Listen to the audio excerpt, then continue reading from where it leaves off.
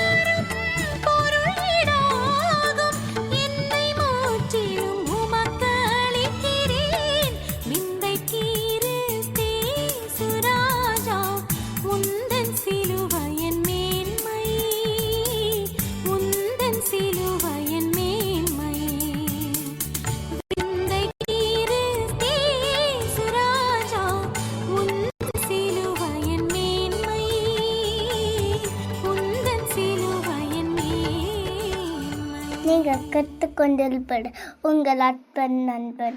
அலையைப் போலவே அலைந்து திரிகிறீர்களா? அமைதியை இழந்து குழம்புகிறீர்களா? திருப்தியற்ற வாழ்க்கையை வாழ்கிறீர்களா? ஏன் இந்த சோதனை என்று எண்ணி புலம்புகிறீர்களா? துன்பத்தின் சுமையை சுமக்க அஞ்சுகிறீர்களா? இதோ நம் இயேசு நமக்கு தரும் ஆறுதல். வருத்தப்பட்டு பாரம் சுமக்கிறவர்களே, நீங்கள் எல்லோரும் என்னிடத்தில் வாருங்கள், நான் உங்களுக்கு இளைப்பாறுதல் தருவேன். மத்தேயு 11:28. கிறிஸ்து நம்மை கரம் நீட்டி அழைக்கிறார். இன்றே அவரிடம் வந்து இளைப்பாறிடுங்கள்.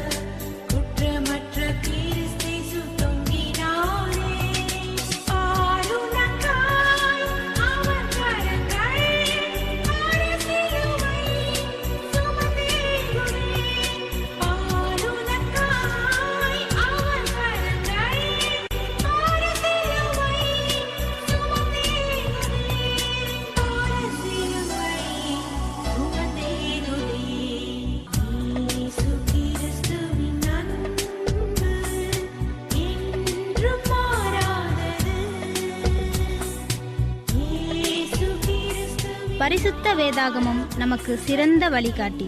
அப்படிப்பட்ட பரிசுத்த வேதாகமத்திலிருந்து ஒரு அருமையான சத்தியத்தை இப்பொழுது கேட்க இருக்கின்றோம். பிரியமானவர்களே, மீண்டும் ஒரு விசை கிறிஸ்து இயேசுக்குள்ளாய் உங்களை சந்திப்பதில் நான் மிகுந்த மகிழ்ச்சி அடைகிறேன். தொடர்ந்து லூக்கா 15ஆம் அதிகாரத்தில் உள்ள ஊமைகளின் வழியாக சத்தியங்களை நாம் ஆராய்ந்து கொண்டு வருகிறோம். அந்த சத்தியங்கள் நமக்கு கற்றுத்தருகிற பாடங்கள், அதை நாம் ஆராயும் போது ஆண்டவர் பேசுகிற சத்தங்கள் உங்கள் உள்ளம் உடைந்திருக்குமே என்றால் நான் தேவனை மகிமைப்படுத்துகிறேன். இந்த நாளிலும் 2 ஊமைகளை நாம் பார்த்து முடித்து விட்டோம். 3வது ஊமையை பார்க்க இருக்கிறோம். அதற்கு முன்பாக நம் கண்களை மூடி ஒரு சிறு ஜெபத்தோடு நாம் கடந்து போவோம். ஜெபிப்போமா? எங்களை நேசிக்கிற நல்ல ஆண்டவரே, இந்த நல்ல வேலைக்காய், நல்ல நேரத்திற்காய், நல்ல பொழுதிற்காய் நாங்கள் நன்றி செலுத்துகிறோம். கடந்த நாட்கள் முழுவதும் எங்களை சுகபல ஜீவனோடு பாதுகாத்து வந்தீர். உம்முடைய சத்திய வசனங்களினால் எங்களை ஆற்றினீர், தேற்றினீர், உடைத்தீர், உருமாற்றினீர். நன்றி அப்பா.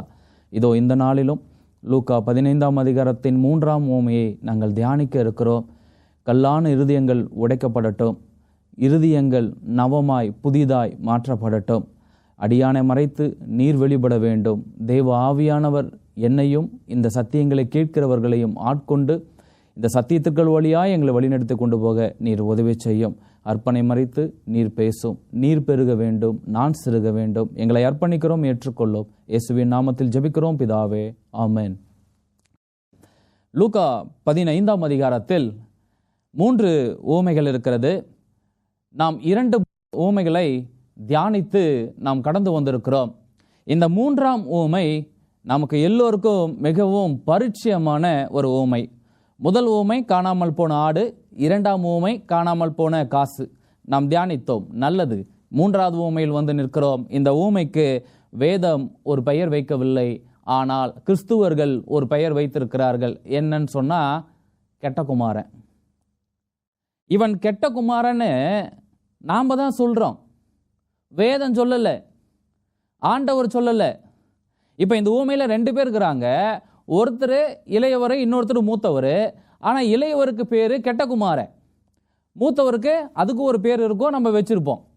ஆனா மனம் திரும்பின ஒருவனை, மன்னிப்பை பெற்றுக்கொண்டு தகப்பன் வீட்டில் சந்தோஷமாய் பிரவேசித்த ஒருவனை இன்னும் கெட்ட குமாரனாகவே சொல்லிவிட்டு மனம் திரும்ப மறுக்கிற ஒரு நீதிமானை நல்லவன் என்று சொல்லுகிற மனோபாவம் கிறிஸ்துவர்களாகிய நம்ம உள்ளத்தில் உண்டு.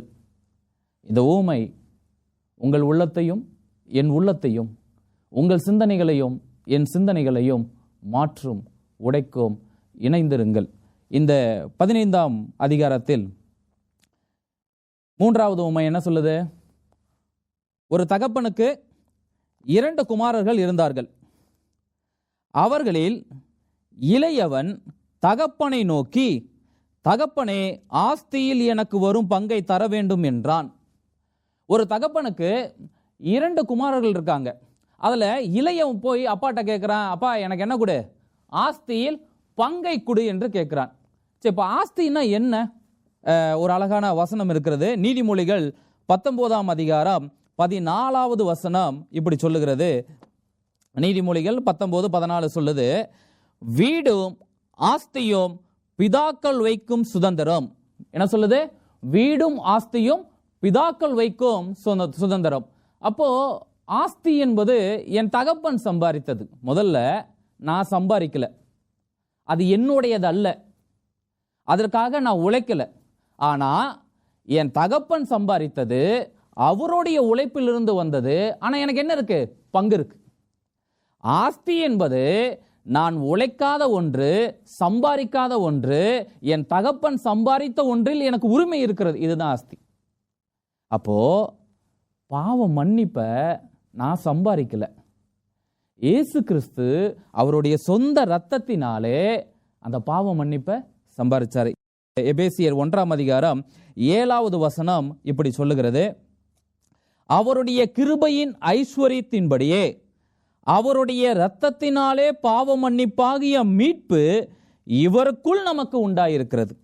அப்படின்னா அந்த மன்னிப்பையும் மீட்பையும் நான் சம்பாதிக்கல, என் கிறிஸ்து அவருடைய இரத்தத்தினாலும் அவருடைய தியாக பலியினாலும் அந்த மன்னிப்பை சம்பாதிச்சுக்கிறார். அவர் சம்பாதிச்ச மன்னிப்புல எனக்கு பங்கு இருக்குது. அப்போ இந்த மன்னிப்பு எனக்கு மட்டும்தானா அப்படின்னா இல்லை. ஆண்டவர் தன்னுடைய மன்னிப்பை இந்த பூமியில் உள்ள எல்லோருக்கும் கொடுத்துருக்காரு. படித்தவன், படிக்காதவன், பாமரன், ஏழை, இருக்கிறவன், இல்லாதப்பட்டவன், நல்லவன், கெட்டவன், நீதிமான், பாவி, எல்லாருக்கும் அந்த மன்னிப்பை உரிமை கொண்டாடுவதற்கான அதிகாரத்தை தேவன் கொடுத்திருக்கிறார். அப்போ இந்த இளையகுமாரன் என்ன செய்யறான்னா, தகப்பன் இடத்துல போய் ஆஸ்தியில் பங்கை கேட்கிறான். இப்ப அந்த பங்கை கேட்ட உடனே தகப்பன் என்ன சொன்னாரு? கொடுக்க மாட்டேன்னு சொன்னாரா? இப்போ ஒரு உலகப்புரியமான ஒரு தகப்பன் இருக்கிறார். அந்த தகப்பன்கிட்ட போய் நம்ம கேட்குறோம், அப்பா எனக்கு வர வேண்டிய பங்கை கொடுங்க. இப்போ தகப்பன் என்ன சொல்லுவார்? நான் உயிரோடு இருக்கும்போதே என்னிடத்துல பங்கு கேட்குறல்ல, அதெல்லாம் தர முடியாது, நான் இல்லாத காலத்தில் நீ எடுத்துக்கோ, அதுக்கப்புறம் எப்படி வேணாலும் இருந்திருக்கோ, இப்போ நான் தரமாட்டேன் சொல்லலாம்ல. ஆனால் இந்த தகப்பன் இடத்துல போய் அவன் என்ன கேட்குறான்னா, தகப்பனே ஆஸ்தியில் எனக்கு வரும் பங்கை தர வேண்டும் என்றால் அந்தபடியே எந்த மறுப்பும் தெரிவிக்கல. அந்த தகப்பன் எதுவுமே தெரியல, உடனே கொடுத்தாரு, இந்தா எடுத்துக்கோ. நம்மளுடைய ஜெபங்களும் ஆண்டவரிடத்துல கேட்கப்பட்டு கொண்டே இருக்கிறது. நாம் ஜெபித்து கொண்டே இருக்கிறோம். நாள் கணக்கில் ஜெபிக்கிறோம், மணி கணக்கில் ஜெபிக்கிறோம். நல்லது தான், ஜெபம் நல்லது, உங்களை மாற்றும், பரலோகத்தை உங்களுடைய செவிகளை கேட்க செய்யும், நல்ல விஷயம். ஆனால் அந்த நம்மளுடைய ஜெபத்திற்கு ஆண்டவர் 3 பதில் தான் வச்சுக்கிறார். ஒன்று எஸ், இன்னொன்று நோ, இன்னொன்று வெயிட். மற்ற எல்லா ஜபங்களுக்கு கூட ஆண்டவர் நோன்னு சொல்லுவார், இல்லைன்னா வெயிட்டுன்னு சொல்லுவார். இந்த எஸ்ஸுங்கிற இந்த பதிலை மட்டும் யாருக்கு சொல்றாரு தெரியுங்களா? மனம் திரும்ப ஆசைப்பட்டு மன்னிப்புக்காய் ஆண்டவருடைய சமூகத்தில் மண்டிட்டு, ஆண்டவரே என்னை மன்னியும் என்று சொல்லுகிற ஒரு பாவியின் ஜபத்திற்கு ஆண்டவர் நோவுன்னு சொல்றதில்ல, வெயிட்னு சொல்றதில்ல, உடனே சொல்றாரு எஸ். இளையகுமாரனும் தகப்பன் இடத்துல போனா, அந்த ஆஸ்தியை வாங்கினா, ஆஸ்தியை வாங்கும்போது ஆண்டவர் கேட்கும்போது அந்த தகப்பன் தடை செய்யவே இல்லை, உடனே கொடுத்தார். நாமும் ஆண்டவர்கிட்ட டெய்லி மன்னிப்பு கேட்குறோம். ஆண்டவர்கிட்ட நம்ம ஜெபிக்கும் போதெல்லாம் நம் ஜெபத்தில் பாவ மன்னிப்பு இல்லாத ஜெபம் இல்லவே இல்லை. நம்ம கேட்டுக்கொண்டே இருக்கிறோம். ஆனால் அந்த பாவ மன்னிப்போடைய ஜெபத்தோடு சேர்ந்து சில தேவைகளுக்கான ஜெபத்தையும் நம்ம கேட்கும்போது அது தாமதம் ஏற்படும், இல்லை அது வேண்டான்னு சொல்லப்படலாம். ஆனால் மன்னிப்புக்காய் நீங்கள் மன்றாடுகிற பொழுது உங்கள் தெய்வம், என் தெய்வம் ஒருபோதும் தாமதிப்பதில்லை, முடியாது என்று சொல்வதில்லை. உடனே பாவியை மன்னித்து ஏற்றுக்கொள்கிற அந்த உள்ளம், கிறிஸ்துவின் உள்ளம், கிறிஸ்துவர்களாகிய நமக்கும் இருக்க வேண்டும் என்பது ஆண்டவருடைய விருப்பமாக இருக்கிறது. அடுத்து இப்போ மன்னிப்பை வாங்கிட்டான், ஆஸ்தியை பங்கிட்டாச்சு, அந்தபடியே தகப்பன் கொடுத்தாச்சு. இப்போ என்ன செய்யறான்? உடனே தகப்பனை விட்டு போயிட்டானா? இல்லை. வேத வசனம் சொல்லுது, சில நாளுக்கு பின்பு அவன் ஆஸ்திகள் எல்லாவற்றையும் சேர்த்து கொண்டாலும் அவன் தகப்பனோட தான் இருந்தான், ஒரு நல்ல வாழ்க்கையை தான் வாழ்ந்தான். ஆண்டவர் தகப்பனோடு இருந்து ஒரு நல்ல வாழ்க்கையை வாழ்ந்து அவரோடு சேர்ந்து எல்லா காரியங்களும் செய்துக்கிட்டே இருந்தான். திடீர்னு ஒரு நாள் தகப்பனை விட்டு அவன் கடந்து போக வேண்டியதாயிடுச்சு. அதே மாதிரி நாம்பளும் ஆண்டவரை முதல்ல நம்மளை சந்திச்சிருப்பார், உங்களை தொட்டிருப்பார், என்னை தொட்ட மாதிரி. அந்த நாட்களில் ஆண்டவருடைய அன்பை உணர்ந்திருப்போம். என் கடந்த கால வாழ்க்கையின் பாவங்கள் எல்லாத்தையும் ஆண்டவர் மன்னிச்சிருப்பார். அந்த மன்னிப்பை பெற்ற சந்தோஷத்தோடு ஆண்டவருடைய சமூகத்தில் இறுக்கமாக நின்று, உறுதியாக நின்று, இவருக்காக ஆண்டவருக்காக ஏதாவது செய்யணும்னு பக்தி வைராக்கியத்தில் வேதத்தை தூக்கிட்டு நிறைய இடங்களுக்கு ஓடி இருப்போம், ஊழியம் செஞ்சிருப்போம். ஆனால் அந்த வைராக்கியமும் கடவுளுக்காய் ஏதாவது செய்ய வேண்டும் என்ற அந்த எண்ணமும், அந்த நாளிலே ஆண்டவருக்காய் நீங்கள் காண்பித்த விசுவாசமும் காலம் கடந்து இன்னும் அப்படியே இருக்குதாங்கிறத நம்ம சிந்திச்சு பார்க்கணும். இளையகுமாரனுக்கு தகப்பன் எல்லாத்தையும் கொடுத்தாரு, அவன் எல்லாத்தையும் எடுத்துக்கிட்டான். கொடுத்து கொஞ்ச நாள் கூட தான் இருந்தான், திடீர்னு தகப்பனை விட்டு பிரியறான். நம்ம ஆவிக்குரிய வாழ்க்கையும் அப்படிதான். எத்தனை வருடம் நம்ம கிறிஸ்துவர்கள் இருக்கலாம், எத்தனை வருஷம் வேணாலும் சொல்லிக்கலாம். நான் இவ்வளோ வருஷம் இருந்தேன், எங்கள் அப்பா இவ்வளோ வருஷம் இருந்தார், எல்லாம் சரிதாங்க. உங்கள் விசுவாசம், ஆண்டவர் இடத்துல பெற்றுக்கொண்ட மன்னிப்பு, ஆண்டவருடைய உள்ளம், உங்களை தொட்ட நேரத்தில் இருந்த அதே உள்ளம் தான் இப்பவும் இருக்கா? அப்போ நீங்கள் பெற்றுக்கொண்ட மன்னிப்பில் தான் இன்னைக்கு வரைக்கும் நிலைச்சு நிற்கிறீங்களா? ஆண்டவர் அன்னைக்கு உங்களுக்கு காட்டின கிருபையை தான், அந்த கிருபையில் தான் இன்னைக்கு வரைக்கும் நீங்கள் உறுதியாக நிற்கிறீங்களா? சிந்திச்சு பார்க்கணும். ஆவிக்குரிய வாழ்க்கைங்கிறது ஒவ்வொரு நாளும் ஆண்டவரோடு நடக்கிற ஒரு அழகான அனுபவம். போராட்டம் இருக்கும், சோதனைகள் இருக்கும், விழுகைகள் இருக்கும், எல்லாவற்றிலும் நாம் ஆண்டவருடைய தயவை, அவருடைய பலத்தை சார்ந்து நிற்பது நாம் பரலோக ராஜ்யத்திற்கு நடந்து போகிற வரைக்கும் தேவனுடைய கை நம்மளை இறுக பற்றி வழி நடத்தும். ஆனால் அந்த இளையகுமாரன் தகப்பனிடத்திலிருந்து ஆஸ்திகளை பெற்றுக்கொண்டு அவன் என்ன செஞ்சானா, சில நாளைக்கு பின்பு இளையகுமாரன் எல்லாவற்றையும் சேர்த்து கொண்டு, என்ன சேர்த்திருப்பான்? தகப்பனிடத்துல இருந்த பெற்றுக்கொண்ட ஆஸ்தியை சேர்த்து கொண்டு, அப்படின்னா சேர்த்து கொண்டு எங்க போனானா? தூரதேசம் போனான். அப்போ அந்த ஆஸ்திகளை என்ன செய்திருக்கணும்? அவன் விட்டுருக்கணும். அந்த வித்துட்டு அதுலேருந்து வந்ததை தான் எடுத்துட்டு எங்க போயிருக்கணும்? அவன் தூரதேசம் போயிருக்கணும். ஸோ இன்னைக்கு பாவ மன்னிப்பு ஆண்டவர்கிட்ட இருந்து நம்ம வாங்கிட்டோம். அந்த பாவ மன்னிப்பை வாங்கி அந்த மன்னிப்பிலே களி கூர்ந்து தகப்பனோடு இருந்து ஆண்டவரோடு இருந்து காரியங்கள் செய்து திடீர்னு அவரை விட்டு விலகிறது மன்னிப்பை விற்று போட்டதற்கான சமம்.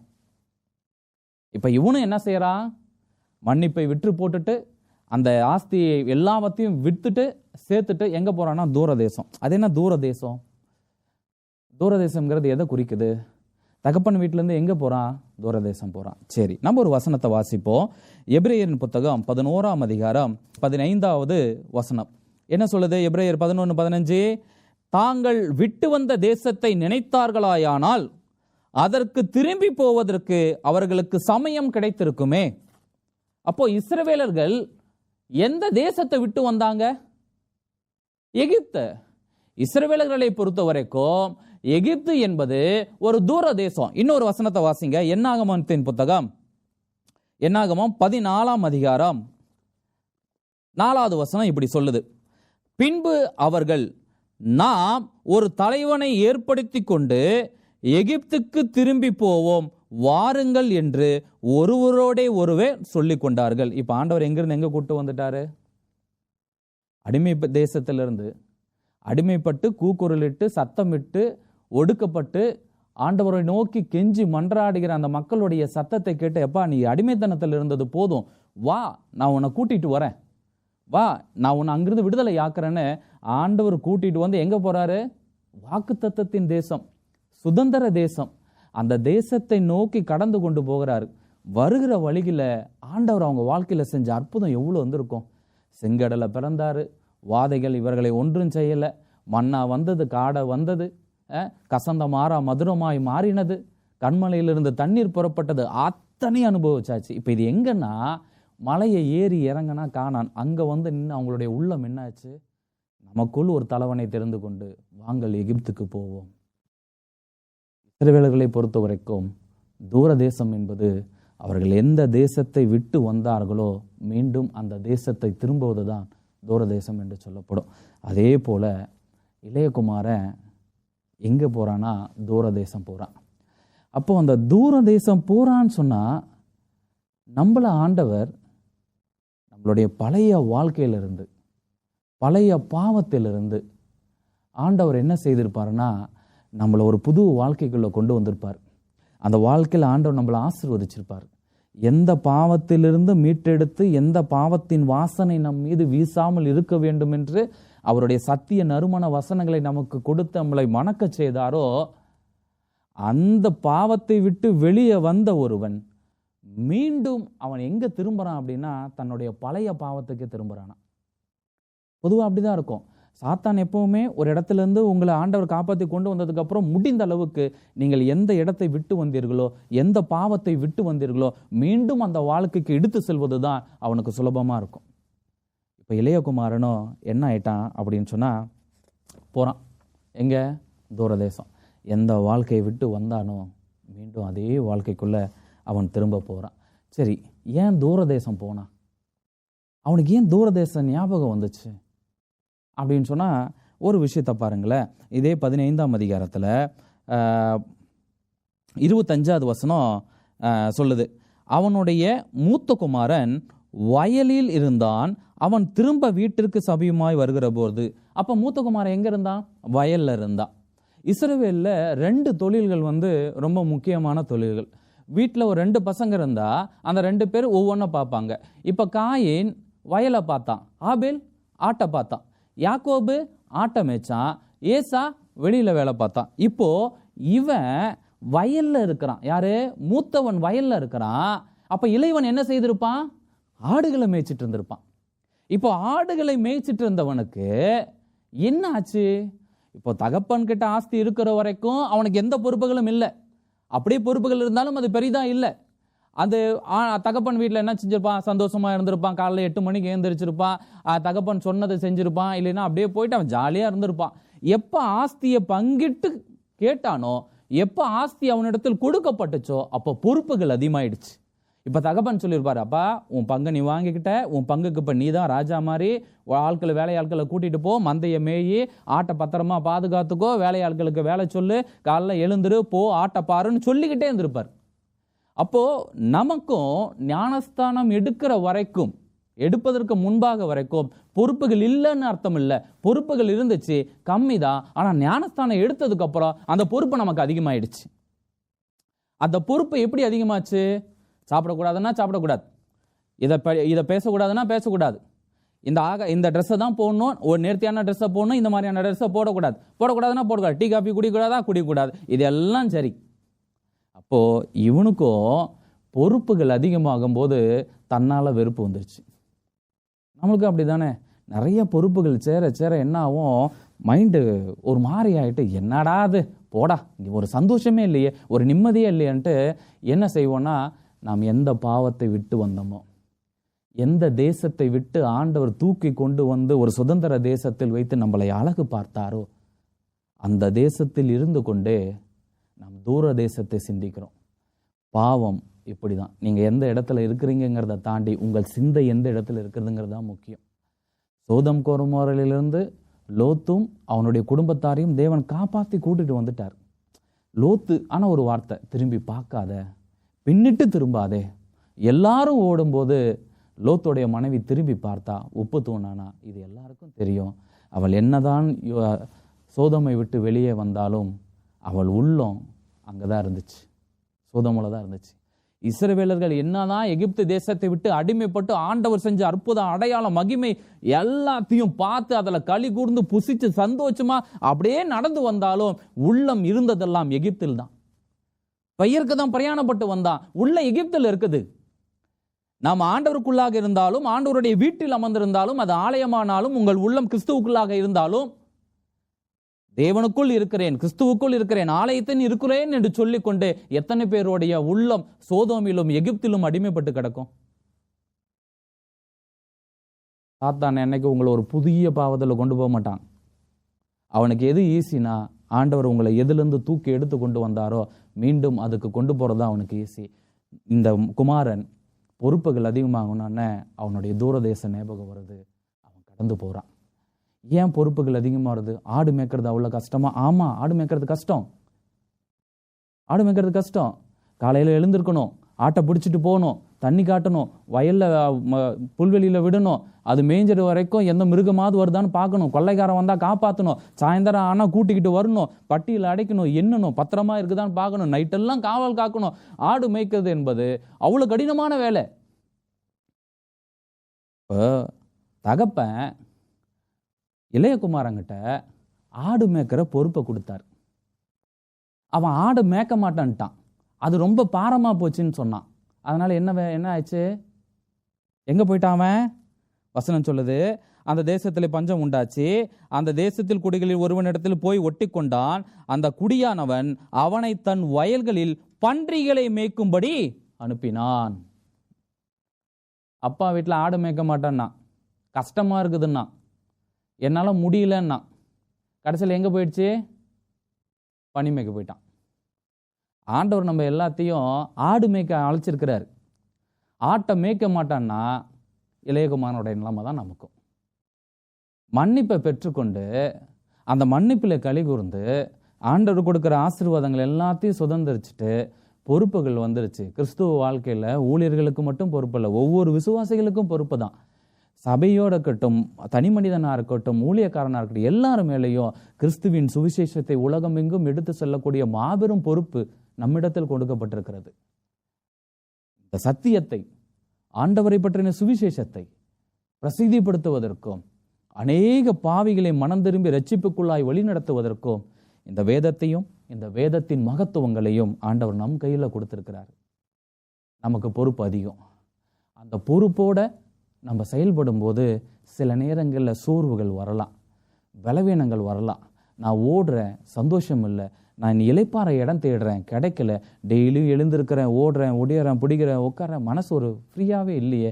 வெளியில் இருக்கிறவனை பாரு, உலகத்தான பாரு, அவன் போகிறான் வரான், சிரிக்கிறான், சந்தோஷமாக இருக்கிறான், அவன் வாழ்க்கையை என்ஜாய் பண்ணுறான், அவன் லைஃப் நல்லா இருக்குது. ஆனால் நான் இப்படியே கஷ்டப்பட்டுட்டு இருக்கிறேன், ரொட்டீன் இதே லைஃப்பில் இருக்குது அப்படின்னு நீங்கள் நினைக்கும் போதெல்லாம், நீங்கள் நினைக்கிறது ஒரு பக்கம் இருந்தாலும் நீங்கள் சேஃபான பிளேஸில் இருக்கிறீங்கன்னு அர்த்தம். பாதுகாப்பான இடத்துல இருக்கிறீங்க. ஒருவேளை அற்ப சந்தோஷத்தை தேடி அவன் தூரதேசம் போனது போல நீங்கள் புறப்பட்டு போனீர்கள் என்றால் நீங்கள் தொலைந்து போவீர்கள். தகப்பன் வீட்டில் அவன் இருந்த மேன்மை என்ன? ஆடுகளுக்கு பின்னாய் ஓடினவன், ஆடுகளை பத்திரமாய் பாதுகாத்தவன், தகப்பனுடைய அன்புக்கும் பொறுப்புக்கும் பாத்திரமாய் எண்ணப்பட்ட ஒரு இளையகுமாரன். அவனிடத்துல தகப்பன் அந்த ஆஸ்தியை கொடுத்து தன்னுடைய ஆடுகளை பத்திரமாய் பாதுகாக்கிற பொறுப்பையும் அதை அவருக்கே சொந்தமாய் கொடுத்ததையும் நாம் பார்க்க முடியும். இன்னைக்கு நமக்கு ஆண்டவர் மன்னிப்பை பெற்று கொடுத்திருக்கிறார். நான் சம்பாதிக்காதது, நான் பாடுபட வேண்டியது, நான் சிலுவையில் அறைய வேண்டியது, மரணத்தை நான் சந்திக்க வேண்டியது, அந்த மரணம் என்னை நிச்சயம் பாதாளத்திற்கு கொண்டு போயிருக்கும். ஆனால் அது எதையுமே என்ன செய்ய விடலை.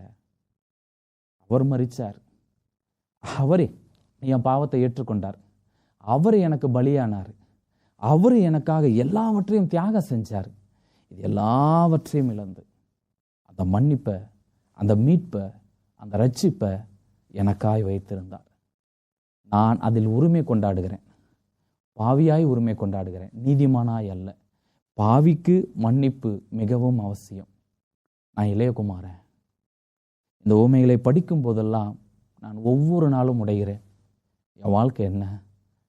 ஆண்டவருக்குள்ளாய் நான் வருகிற பொழுது நான் பெற்ற சந்தோஷமும் நிம்மதியும் சமாதானமும், வேதத்தை தூக்கி கொண்டு ஊழியத்திற்காய் கடந்து போகும்போது கிடைத்த அத்தனை அனுபவங்களையும் இன்றும் என் வாழ்க்கையில் மாறாத இன்பமாய் இருக்கிறது. அந்த இன்பம் ஊழியத்திலையும் கிறிஸ்துவுக்குள்ளாகவும் வேத வாசிப்பிலும் தியானத்திலும் மற்றவர்களுக்கு சொல்லுகிறதிலும் ஊழியம் செய்கிறதிலையும் அந்த சந்தோஷம் நிலையாயிருக்கும். இந்த சந்தோஷத்தை அனுபவிக்க விரும்பாத ஒருவர், இந்த சந்தோஷத்தை உணர விரும்பாத ஒருவர் உலகத்தை தேடி சென்றாலே என்றால் ஆடுகள் பன்றிகளாய் மாறிவிடும்.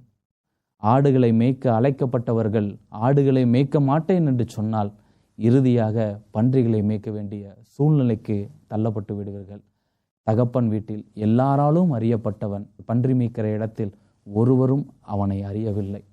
எனக்கு அன்பானவர்களே, நீங்கள் கிறிஸ்துவுக்குள்ளாய் இருக்கும் பொழுது தேவன் உங்களை அறிந்திருக்கிறார், தூதர்கள் உங்களை அறிந்திருக்கிறார்கள், பரலோகம் உங்களை அறிந்திருக்கிறது. ஒவ்வொரு நாளும் உங்கள் நிமித்தம் பரலோகம் சந்தோஷப்பட்டு கொண்டே இருக்கிறது. நீங்கள் கிறிஸ்துவை விட்டு விலகும் பொழுது, ஒரு அற்ப சந்தோஷத்திற்குள்ளாய் கடந்து போகும்போது, கிறிஸ்துவுக்கும் உங்களுக்குமான உறவிலே ஒரு பிரிவினை வரும் பொழுது பரலோகம் சோர்வடைகிறது, சோகமடைகிறது, உங்களை தேடுகிறது. மெய்ப்பன் அலைந்து கொண்டே இருக்கிறார். உங்களை கண்டுபிடித்தாலும் உங்களை அழைத்து வருவதில் அவருக்கு பெரும் சிக்கல் இருக்கிறது. காரணம், உங்கள் உள்ளம் சோதோமிலும் எகிப்திலும் இருக்கும் பொழுது தேவன் விடுதலையாக்க ஆசையாயிருக்கிறார். நீங்கள் சோதோமை விட்டும் எகிப்தை விட்டும் வெளியே வர ஆயத்தமாயிருக்கிறீர்கள். நீங்கள் இப்போது கேட்டுக்கொண்டிருப்பது உங்கள் ஆத்தும நண்பன். ஆஸ்திகளெல்லாம் ஈடாகுமோ? என் அப்பா உந்தன் அன்பிற்கு இணையாகுமோ? உலக நேசங்கள் ஈடாகுமோ? என் ராஜா உந்தன் அன்பிற்கு இணையாகுமோ?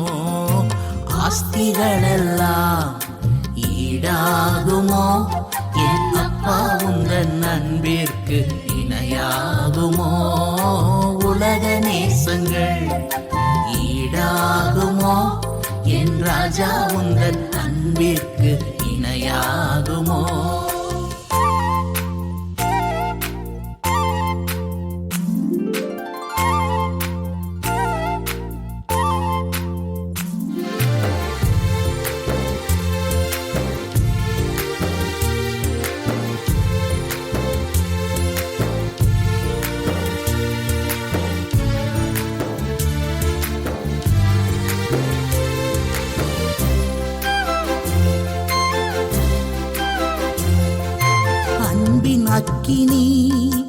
பற்றி எரியுதே. உள்ளமெல்லாமே உம்மை நாடி தேடுதே. அன்பின் அக்கினி பற்றி எரியுதே. உள்ளமெல்லாமே உம்மை நாடி தேடுதே. தண்ணீர்கள் தணிப்பதில்லையே நேசரே உந்தன் அன்பினை. தண்ணீர்கள் தணிப்பதில்லையே என் நேசரே உந்தன் அன்பினை. ஆஸ்திகளெல்லாம் ஈடாகுமோ என் அப்பா உந்தன் அன்பிற்கு இணையாகுமோ. உலக நேசங்கள் ஈடாகுமோ என் ராஜா உந்தன் அன்பிற்கு இணையாகுமோ.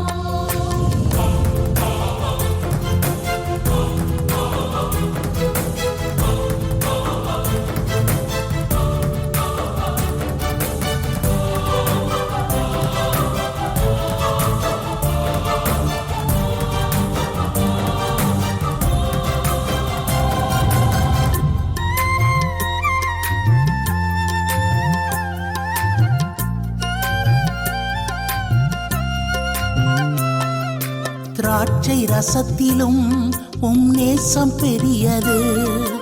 உந்தன் நாமமோ இனிமையானது. திராட்சை ரசத்திலும் உம் நேசம் பெரியது. உந்தன் நாமமோ இனிமையானது. ருசித்து விட்டேன் உந்தன் அன்பினை. அறிந்து கொண்டேன் உந்தன் பாசத்தை. ஐயா ருசித்து விட்டேன் உந்தன் அன்பினை. அறிந்து கொண்டேன் உந்தன் பாசத்தை.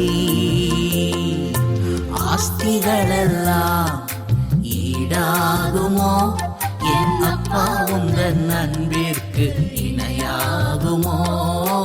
உலக நேசங்கள் ஈடாகுமோ என் ராஜா உந்தன் அன்பிற்கு இணையாகுமோ.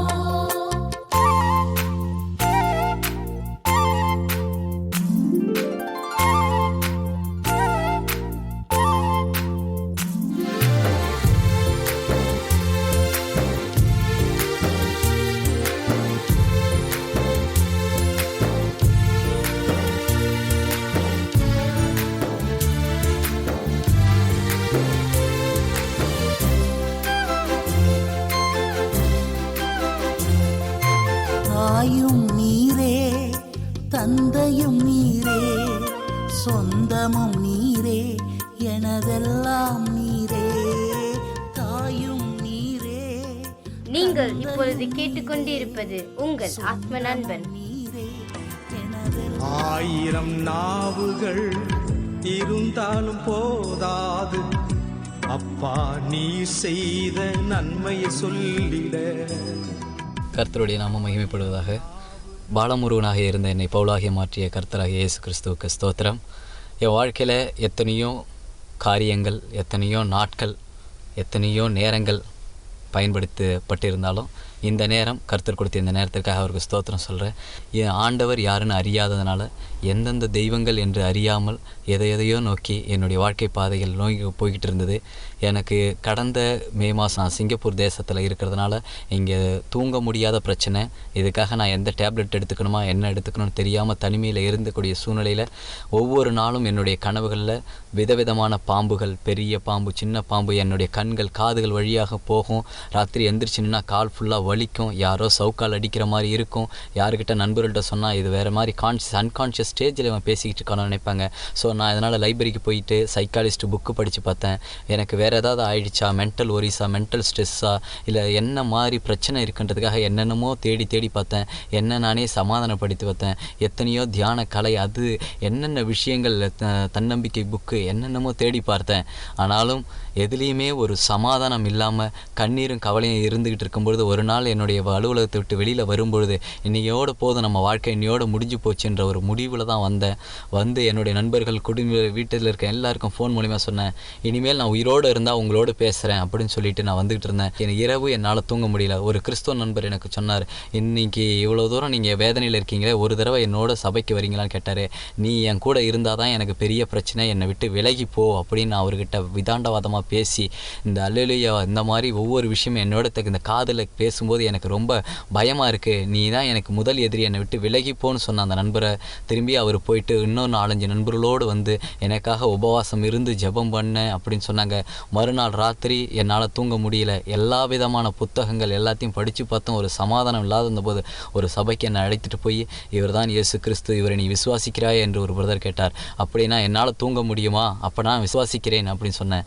சரி, நீங்கள் ஒரு தடவை அவர் இயேசு என் ரட்சகர்னு சொல்லுங்கன்னாங்க. என்னால் சொல்ல முடியல, அந்த வாயிலேருந்து வார்த்தை வரலை. கண்ணீரோட மண்டையில் இடிச்சுக்கிட்டேன். நான் ஏன் இந்த வார்த்தையை சொல்லணும் அப்படின்னு சொன்னேன். இயேசுவின் ரத்தம் ஜெயன்னு சொல்லுன்னாங்க. சொல்ல முடியாதுன்னு வாக்குவாதங்கள் பண்ணி பல பேர் ஜபம் பண்ணிக்கிட்டு இருக்கிறபொழுது என்னை மீறி நான் அழுதேன், இடித்து கொண்டேன், கண்ணீர் வடித்தேன். கவலை யார் இடத்துல சொல்லுற முடியாத அளவுக்கு வேதனையோடு இருந்தேன். அன்கான்ஷியஸ் ஸ்டேஜுக்கு நம்ம போயிட்டோமோ அப்படின்னு சொல்லி வேதனையில் உட்காந்துருக்கும்போது மீண்டுமாய் நான் ஜெபம் பண்ணி படிக்க ஆரம்பிக்கும் பொழுது ஒவ்வொரு வேத வசனங்கள் எனக்குள்ளாக இருக்கும்பொழுது எனக்குள்ள ஒரு மாற்றத்தை நான் உணர கண்டேன். திரும்பி இயேசுவின் ரத்தம் ஜெயம், இயேசு கிறிஸ்து என் சொந்த இரட்சகர் என்று ஏற்றுக்கொண்டேன். ஞானஸ்தானம் பெற்றேன். இன்று வாழ்க்கையில் ஒரு மிகப்பெரிய சமாதானம், குடும்ப ஒற்றுமை, என் மனைவிக்கு இந்த தேசத்தில் வேலை, எனக்கான வாகனம், சொந்த வாகனம், வீடு, எல்லா விதமான ஆசீர்வாதங்களும் இயேசுவின் நாமத்தினால் நான் பெற்றுக்கொண்டேன். துதி, கன, மகிமை எல்லாம் கர்த்தராகிய இயேசு கிறிஸ்து ஒருவருக்கே. ஆமென். 1000 நாவுகள் இருந்தாலும் போதாது, அப்பா நீ செய்த நன்மையை சொல்லிட.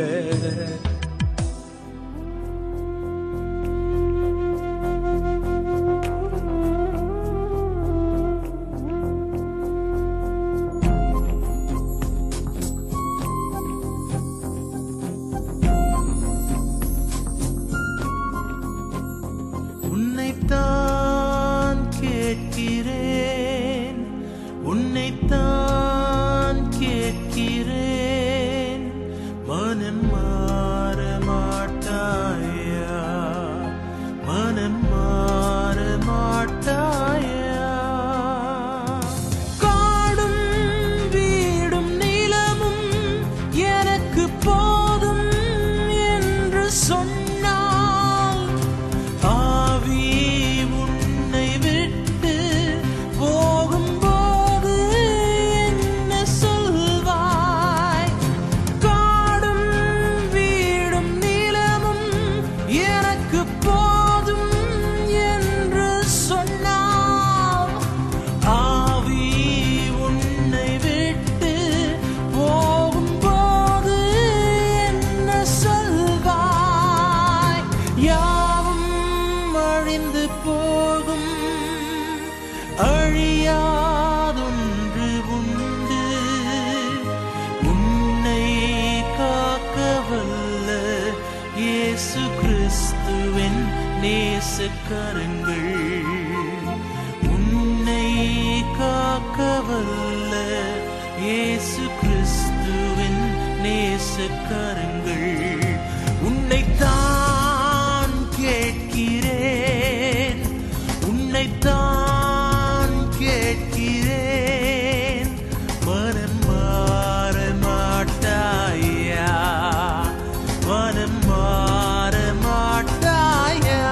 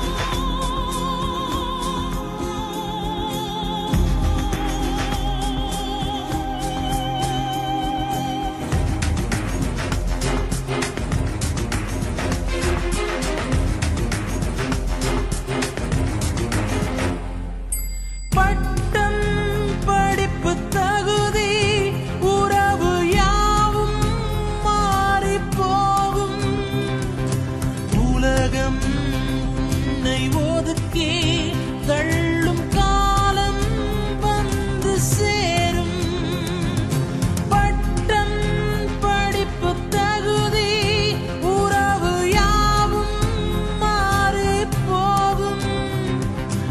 உலகம் உன்னை ஒதுக்கி தள்ளும் காலம் வந்து சேரும்.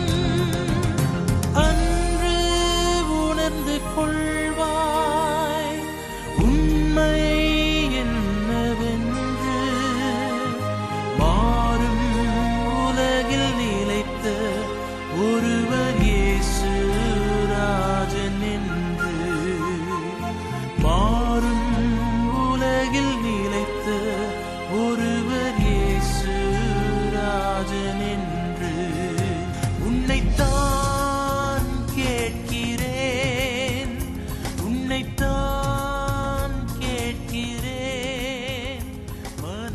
நீங்கள் கேட்டுக்கொண்டிருப்பது உங்கள் ஆத்ம நண்பன். வணக்கம் அன்பு நேயர்களே. நாம் வாழ்கின்ற உலகத்திலே நம்ம எல்லாம் நமக்கு எல்லாம் நேரச்ச நேரம் எல்லாம் நடந்துடும் சொல்லி நினைக்க முடியாது. வாழ்க்கைன்னு சொல்லும்போது அதில் தேவைகள் இருக்கும், பல காரியங்கள் நம்ம செய்ய வேண்டியிருக்கும். ஆனால் எந்த நேரத்திலும் இங்கே சோர்ந்து போகக்கூடாது. ஏனென்றால் சோர்ந்து போவதற்காக இந்த உலகத்திலே ஒரு வாழ்க்கை ஆண்டவர் நமக்கு கொடுக்கவில்லை. நடந்த ஒரு உண்மை சம்பவத்தை நான் உங்களுக்கு சொல்ல விரும்புகிறேன். நெப்போலியனுடைய படைகளிலே பல வீரர்கள் பணிபுரிந்து கொண்டிருந்தார்கள். ஒரு நாள் யுத்தத்திற்காக புறப்பட்டு போகும்பொழுது எல்லாரும் யுத்தத்திற்கான போர் இடத்துல போர் செய்கிற இடத்துல டெண்டை போட்டுக்கிட்டு எல்லாரும் படுத்திருந்தாங்க. அப்போ நெப்போலியன் சொல்லியிருந்தா, இரவு நேரத்தில் யாரும் கூட டெண்டில் லைட்டை போடக்கூடாது, ஓய்வெடுக்க வேண்டும். ஏனென்றால் அடுத்த நாளிலே நாம் யுத்தத்திற்கு போக வேண்டும் என்று ஒரு கட்டளை ஒன்றை கொடுத்திருந்தால் அதை மீறி யாராவது டெண்டில் லைட்டு போட்டிருந்தா சிவியர் பனிஷ்மெண்ட் உண்டு என்று நெப்போலியன் சொல்லியிருந்தார். அப்படி பல நாட்கள் நடந்து கொண்டிருந்த ஒரு நாள் ஒரு குறிப்பிட்ட ஒரு டெண்டிலே விளக்கு எரிந்து கொண்டிருந்தது. காரணம் என்ன தெரியுமா? அங்கே இருந்து அந்த சோல்ஜருக்கு வீட்டிலிருந்து ஒரு கடிதம் வந்துருந்துச்சு.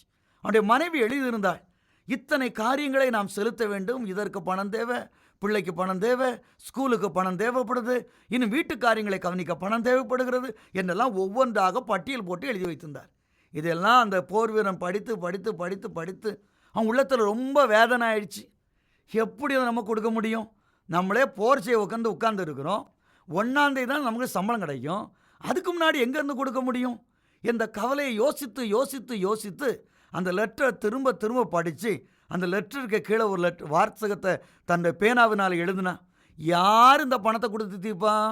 யார் எனக்கு நன்மை செய்ய முடியும் என்பது அவனுடைய கேள்வி. அப்படியே பார்த்து விட்டு அந்த சோகத்தோடு சோகமாக அவன் மேஜையிலே அப்படியே படுத்து தூங்கி விட்டான்.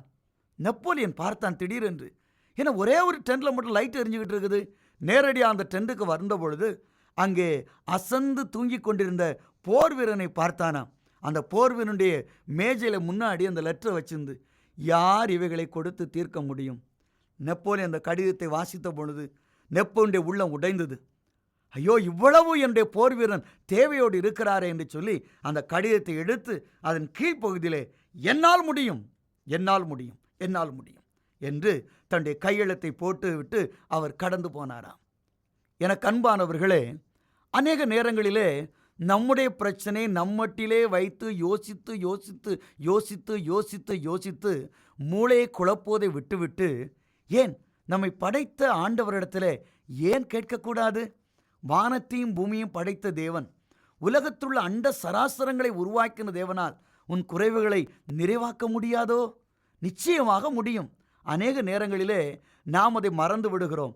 என் குறைவுகளை நிறைவாக்க யார்தான் இந்த உலகத்திலே உண்டென்று நம்மை நாமே கேள்வி கேட்டு நம்மை நாமே குழப்பிக் கொண்டிருக்கிறோமே தவிர படைத்த தேவனிடத்திலே நீங்கள் போகக்கூடாதா? ஆகாயத்து பறவைகளை உருவாக்கின தேவன் அவளை குறைவாக வைக்கவில்லையே. காட்டு மலர்களை உருவாக்கின தேவன் அவளை குறைவாக வைக்கவில்லையே. உன்னை அவர் வழிநடத்த மாட்டாரா?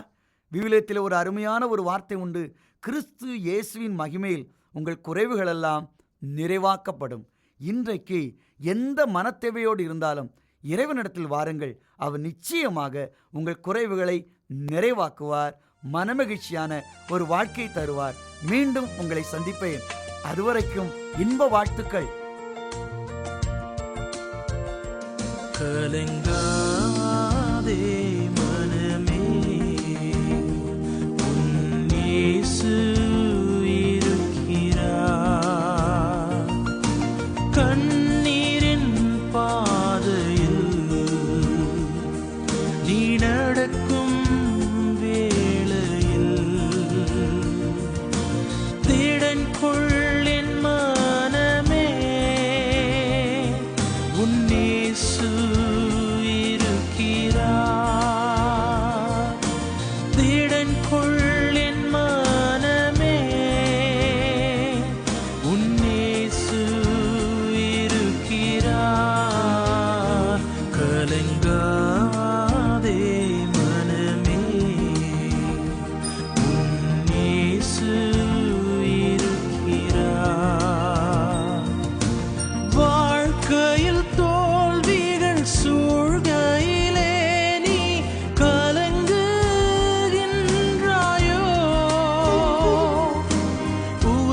உதவி செய்ய ஒரு ஜீவனில்லை என்று ஏங்குகின்றாயோ? வாழ்க்கையில் தோல்விகள் சூழ்கையிலே நீ கலங்குகின்றாயோ?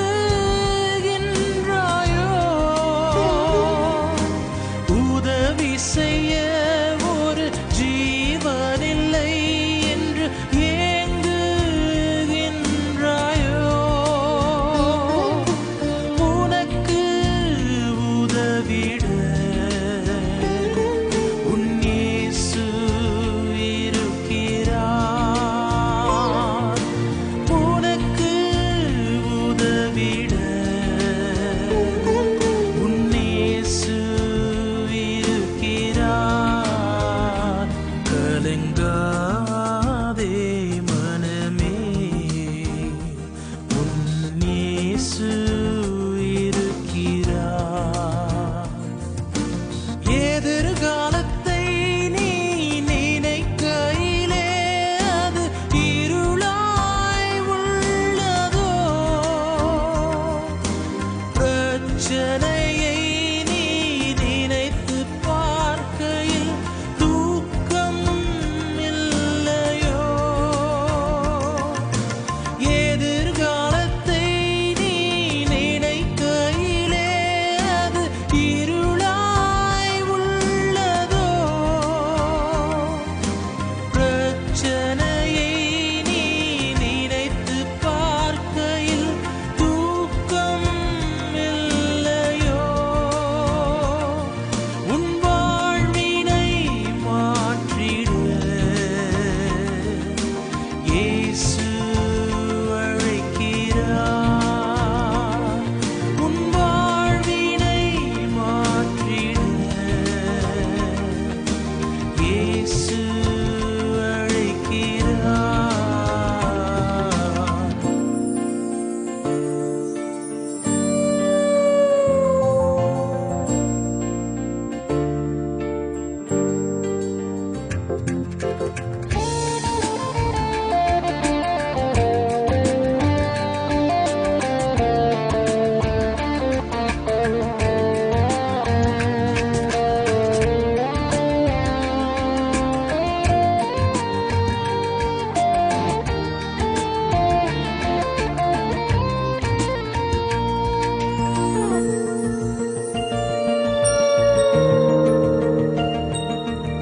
குடும்பத்தில் சண்டை கடன் தொல்லை என்று சமாதானம் இல்லையோ?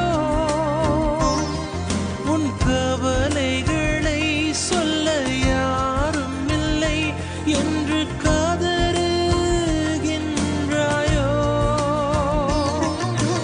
குடும்பத்தில் சண்டை கடன் தொல்லை என்று சமாதானம் இல்லையோ? உன் கவலைகளை சொல்ல யாரும் இல்லை என்று கதறுகின்றாயோ? உன் சூழ்நிலை மாறிட இயேசுவை நோக்கிப் பார். உன் சூழ்நிலை மாறிட இயேசுவை நோக்கிப் பார்.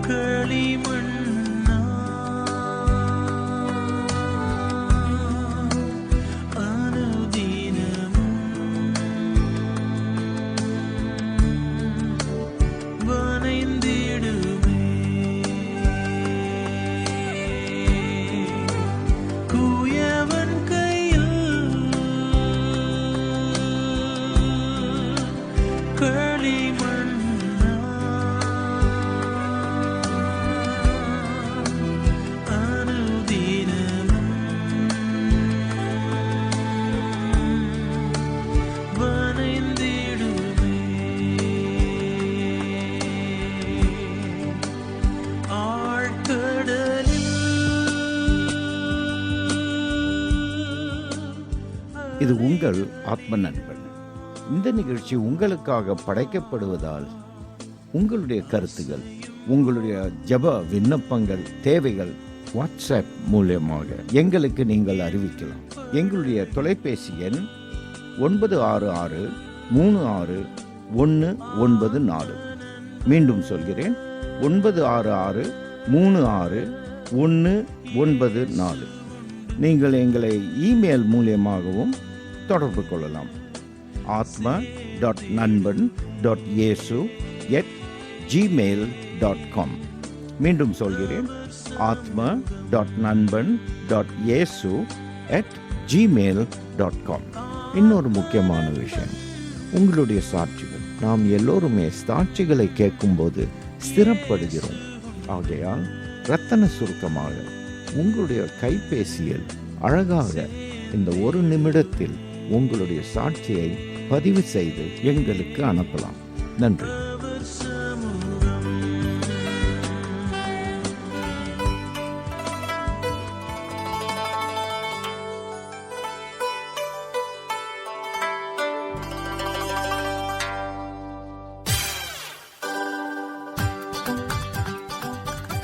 நண்பர்களே, நீங்கள் கேட்கும் இந்த நிகழ்ச்சிகளை அநேகர் சேர்ந்து ஜெபத்தோடு தொகுத்து வழங்குகிறோம்.